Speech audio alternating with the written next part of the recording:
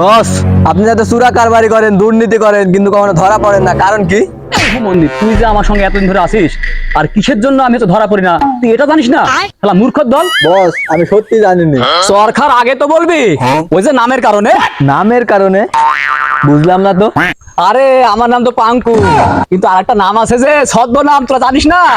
মোহাম্মদ তারেক শফিকুর জয়। বস, তাও বুঝাই বলেন। তোর মতো মূর্খ লোক আমার দলে চান্স পাই কিভাবে, আমি ভেবে পাই না। তবুও যখন জিজ্ঞেস করলি দলের লোক, তোকে বুঝেই বলি। মনে কর আমার ছদ্ম নাম আছে মোহাম্মদ তারেক শফিকুর জয়, এর ফুল মিনিংসটা তোকে আমি মানে বুঝাই দিই। মনে কর মোহাম্মদ নামটা এই কারণে যে মুসলমান ঘরে জন্ম নিয়েছি, এই কারণে মোহাম্মদ। বিএনপির আমলে তারেক, জামাতের আমলে শফিকুর, আর আওয়ামী লীগের আমলে মনে কর জয়। এসব নাম নিয়ে আমি চলি। মনে কর আমাকে কে ধরবে? যত চুরা কারবারি, যত টেন্ডারবাজি, সব আমি ধর এই নাম নিয়েই করি। তোর বসকে ধরার মতো এই এলাকায় কোনো একটা লোক নাই।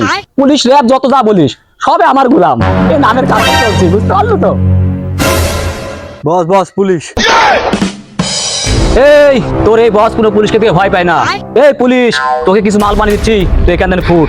তুই তো আমার নাম জানিস না, আমার নাম হচ্ছে মোহাম্মদ তারেক শফিকুর জয়।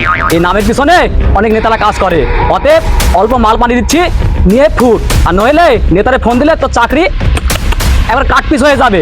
হ্যাঁ ফোট, হ্যাঁ ফোট। এই, আমি 5ই আগস্টের পরের পুলিশ। আমি কোনো ঘুষ খাই না, আমি কোনো নেতার গোলামতিও খাটি না। চ থানা, চ। কাজটা ভালো করলি না তুই। প্লিজ আমাকে ক্ষমা করে দাও প্লিজ। বস, আপনার বলে নামের খুব পাওয়ার, আপনার নামের এই পাওয়ার।